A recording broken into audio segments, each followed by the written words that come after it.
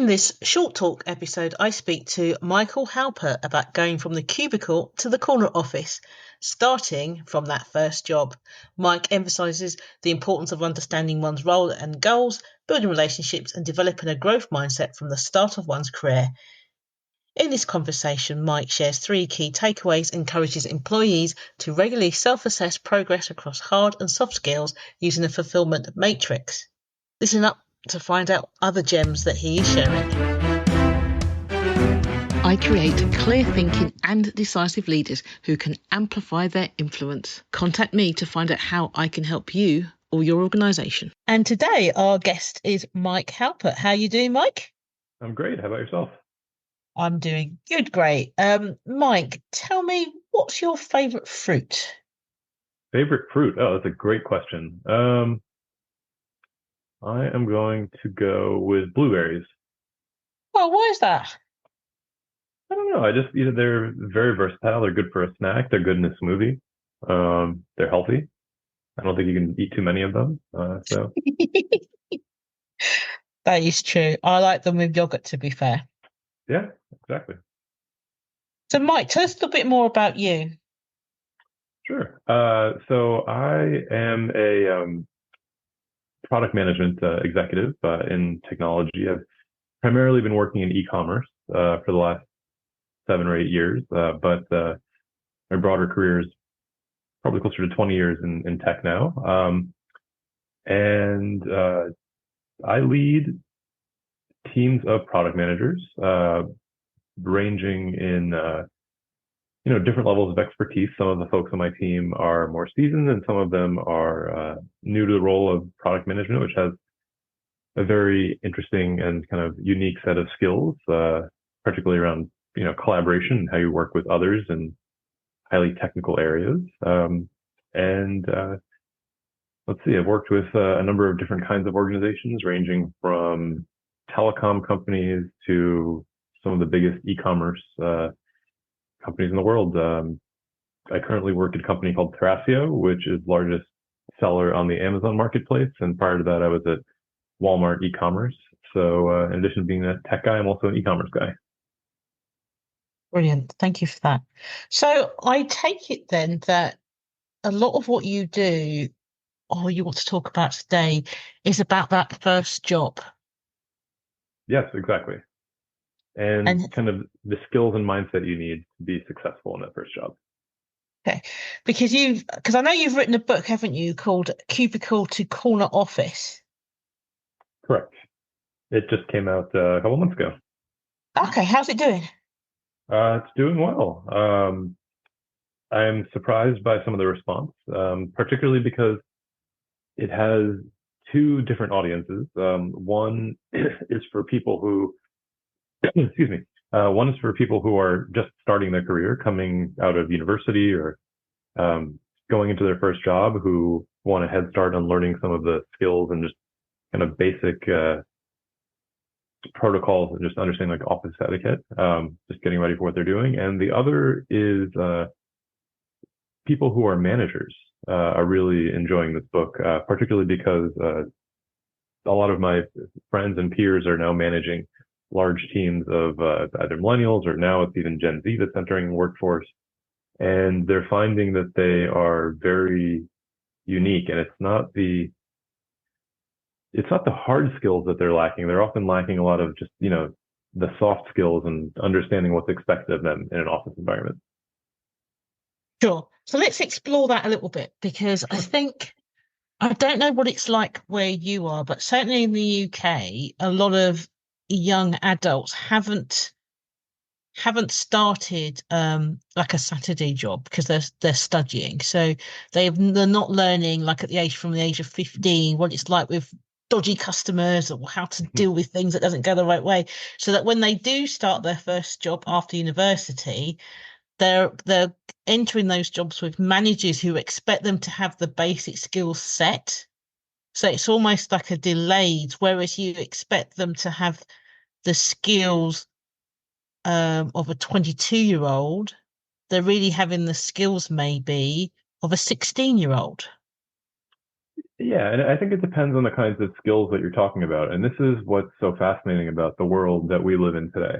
Mm. If you look at people who are highly motivated, young people, a lot of them have degrees in accounting, engineering, computer science, things like that, and they're learning incredibly sophisticated things in college, things that a generation ago people wouldn't have even dreamed to study, particularly with like AI and other really exciting topics these days.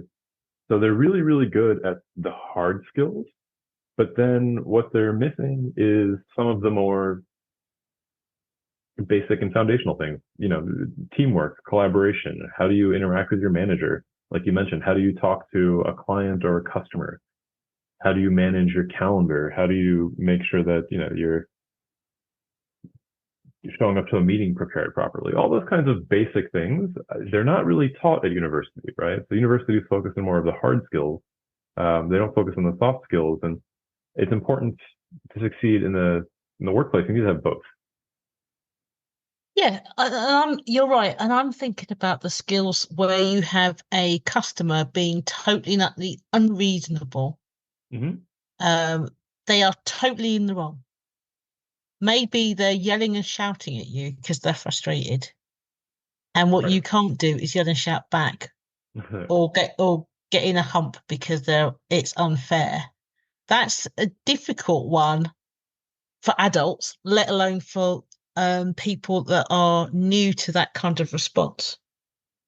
Yeah, it's fascinating. I actually think back to what one of my colleagues who manages an IT team said. We were talking about our different personalities and things that frustrate us and things that excite us and things like that. And what was interesting is that he said when people have problems, he that actually doesn't bother him so much when people are frustrated or angry or whatever it is, because he knows that it's not targeted at him and he's just trying to help them solve their problem. So I totally agree. I think that that's one of those softer skills. It needs to be trained, right? Like you need to understand that the customer is not going after you personally. It's just they're having a specific issue that you represent an organization. You're there to help them. So just understanding how to handle some of those interactions. Like I think it takes a lot of training, right? And just Mm. understanding that even if you are being yelled at, it's not necessarily your fault, and that's okay. Also, it takes a lot of experience, I think, as well. Yeah, exactly. It just comes with practice. Okay. So tell me then, what are the things? So if someone's coming out of university, or maybe they're coming out of high school and they're going into their first jobs, what are the Hmm. sort of things that they should be thinking about? How do they survive the first job? Yeah, that's a great question. So I think it's a few different things, right? The first is just understanding, what is the right mindset for your first job? Like you're not expected to do everything. You're not expected to be the CEO or senior manager. So just walking in and understanding, what are the goals? What is expected of me um, in this role? What are my responsibilities? How do I contribute to the larger goals of the organization? Just knowing where you fit. So I think within your first job, just being able to ask those kinds of questions of your manager, of your peers, of other leaders, I think it's really important to set the right foundation. I think the next part is understanding how to build relationships at work. And I think that this is really critical. So making sure that you aren't just focused so much on your projects, kind of as like an individual contributor, whatever it is, that you're always heads down and just doing work, but you're spending some time thinking about your career, just learning from other people, talking to senior folks outside of the context of meetings, going out to lunch or drinks after work and things like that. And just asking people like, hey, tell me about your career. What did you study in school? How did you end up here? What are some of the things that have helped lead to your success? What do you wish you knew earlier? And just being really deliberate about thinking about relationships, like I said, networking, meeting other people who are in your field who aren't necessarily your company. Things along those lines, I think are very important. And the last is just having a good mindset for skill building. It's just being able to take a solid inventory of things that you're good at and being clear about things that you need to learn about and being able to come up with your plan. And this is where really good managers are quite helpful because they'll help you come up with a focused plan so that you're not trying to tackle everything at once. You know, maybe you need to improve your skills in Microsoft Excel. Maybe you need to learn a piece of analytics software, or maybe you need to work on your presentation skills. They'll help you understand where some of your gaps and rooms for improvement are, and they'll help you create a really solid plan for growth. And I think that coming into your first job, you have to have this growth mindset, and you need to, be focused on actually delivering on those goals. Brilliant. Thank you. Thank you for that. I noticed in your book, you talk about the need to craft your legacy in the corporate world. So are you suggesting that it's not too soon to start that then? I think legacy is, it depends on how you define legacy. I think if you think about the word very, very broadly, I think it's about people understanding the basics of your brand. And it doesn't mean you have to be a household name, but within your team or within your company, you start being known as somebody who is dedicated, as somebody who is reliable, as somebody who has, a can-do attitude and those kinds of things. I think it's equally as important to be known for these things as somebody who just gets the job done. And I think that it's something that you should be aware of and cognizant of in your career. Just how do other people perceive you? And that's what I think about when I think of legacy within your first job. Okay. So that makes sense because looking at your book, you talk about, so when you said legacy, I was thinking, oh, wow, that is too soon. I can't remember thinking about what my legacy was in my first job. I was just like, oh, I'm in the job. But you've broken it down into building genuine relationships, continuous learning, having an ethical stance, learning from failures, mental well-being. And on that basis, you're right. You're never too early. In fact, you should be doing that from day one. Yeah, exactly. So it's understanding just to be thoughtful about some of these things. You don't have to necessarily think about it all the time, but think about it from week to week or month to month and take inventory of these kinds of things and just see am I meeting my plan, my long-term plan. And when do you suggest doing that? When you've, I don't know, obviously when you've, well, past your probationary period, is that something you should be thinking about doing in a year? Or do you think literally because I'm just wondering if you're in your first job, thoughts like that on day one is kind of overwhelming when you've got to remember hundreds of people's names and Of and course. the stuff that you have to do. No, I think day one you should be focused on just understanding the basics, right? Understanding what is the company, who are our customers, what value do we provide, how does my role fit into the larger ecosystem of this company? What are my deliverables? Like just understanding where you fit in the value channel. So like if I create outputs, those are probably somebody else's inputs. So how do all these things, pass hands? I think is really important when you start. To what you were saying, just getting to know names, who people are, all of that's critically important. So I think that's the kind of stuff you focus on day one. Then I think within a 90-day period, and I talk in my book about sort of developing a basic like 30, 60, 90-day plan for yourself. And by, day 60, day 90, it's starting, time to start thinking about being a little bit more deliberate about what you're trying to accomplish, how to start thinking about a slightly longer term, probably medium term, which isn't necessarily week to week, but maybe month to month. And that's where I think you really have to press on your manager to not just focus on the day-to-day deliverables of a project, but also help shape your career. And I think that really good managers are really good at thinking about these kinds of things. Yeah, because I think that that's overlooked a lot, that onboarding process. I think companies get so used to having people who worked before, so they have a truncated process. There's your desk, this is how you log on, blah blah blah blah. Maybe somebody with you for the first hour, and then you're left to kind of figure it out. But you can't take that approach to people in their first and second jobs. You need to really sit down with them and tell them what's expected and what they should be doing. And I think maybe that gets missed sometimes. Yeah, I have a funny story related to that. When I was at Google, they do something interesting where for new hires, they give you, a quick orientation, show you how to use all the tools and stuff like that. But at your desk, what they do is they put up a balloon so people could see that, you're a Noogler, and people stop by your desk and say hello and things like that. Um, but generally, the way they think about it is once the helium sort of deflates, then you're expected to, really be in the thick of things. And there was this one manager at Google who would basically walk around, say hi to everybody, and then pop their balloons on day one. He was really expecting them to, jump into the thick of things immediately.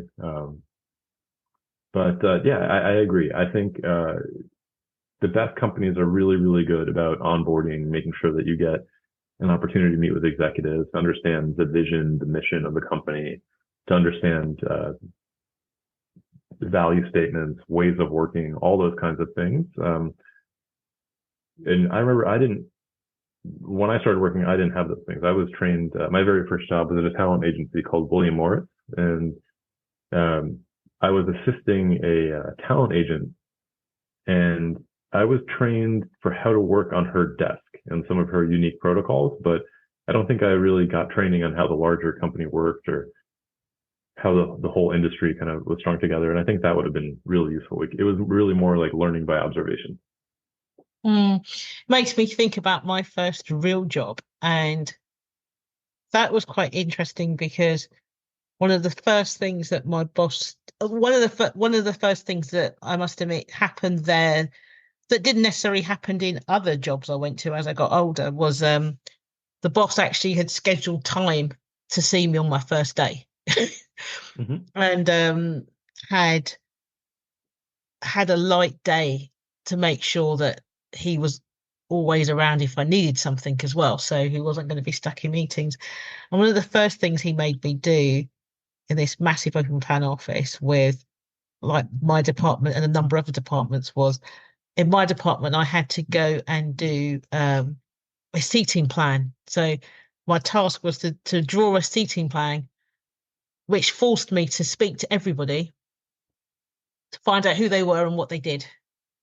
Um, and that was great actually because it's something that you don't normally do, and you never, and, you have like this short period of time where you can ask a lot of questions like, "What's your name? What do you do?"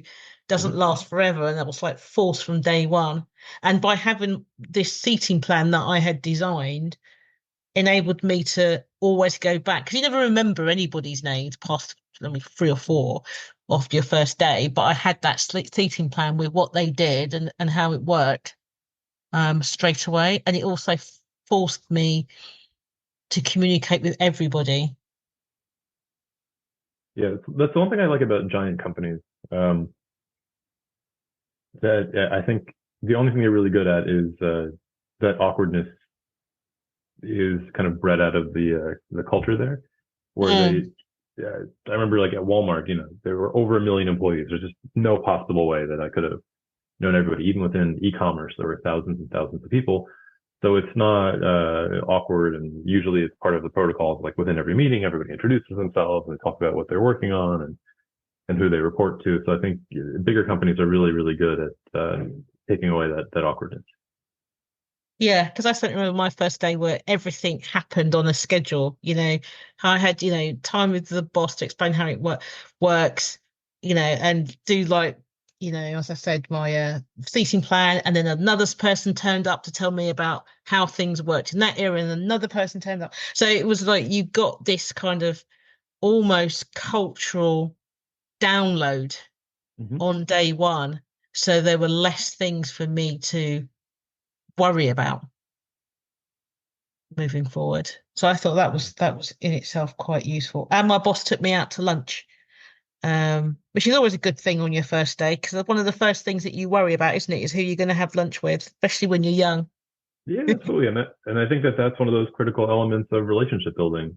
I think that's one of the unfortunate things that has shifted a little bit over the last 2 years, which is why I wanted to write this book. I think there were so many people in COVID, and I'm not sure if things have changed as drastically in the UK as they have in the US, but a lot of people are kind of perpetuating this work from home culture, even after, the return to work mandates kick off. So it's different now than I think it was a few years ago, where you were just expected to show up 5 days a week, and lunch was just part of the culture. Like, I go back to William Morris.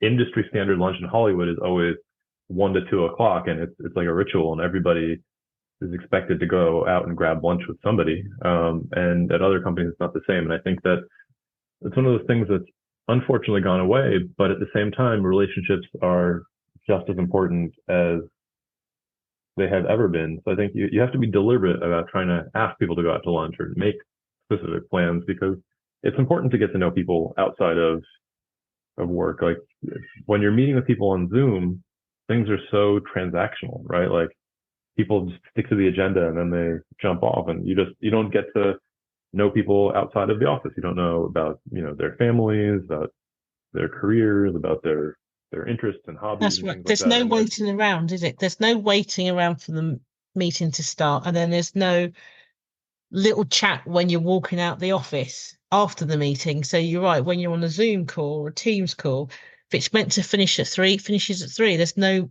time to catch anybody. Yeah, exactly. And I think that when you have a better understanding of who people are and what their values are and the things that drive them, I think you end up collaborating better. So I'm actually all for trying to be really deliberate about, building relationships. I think it's important. Brilliant. Okay, Mike, so before we end for today, can you tell me, is there anything you'd like to share with the audience or add to what we've said?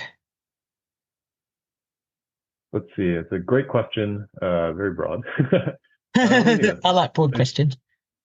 What do you think about that? I think, I was going to say, just in the context of, first jobs or just thinking through your career, I think I just really wanted to reinforce this concept of being thoughtful and planful and taking inventory of where you are. In my book, I mentioned this idea of like a first job fulfillment matrix, and it's a way to help think about your growth and whether you are, building on skills, and helps you think about, all right, at what point have I reached, sort of a peak of my first or second job, and when do I start thinking about the next job and moving to things that take more responsibility. So I think, if anything, this job is just, the book is a way to think about how to take inventory of all of the things that you should be thinking about in your career, and see if you're making solid forward progress, not just in hard skills, but in soft skills, so that you can move forward and be confident and have the right attitude, and be effective in your job search. So I think that's really the message that I'm trying to, send home with people. It's all about just being present. It's all about being effective, having that positive attitude that I mentioned earlier in your job. And that's the message I'd like people to think about. Brilliant, Mike. Thank you so much for coming on the show. Well, thank you for having me. I really enjoyed it. It's been great. Thank you. And thank you out there for tuning into the Maverick Paradox podcast. I'm Judith Germain, your host, and I hope you've enjoyed today's conversation. As a leader, you know that having a strong level of influence is essential to achieving your goals.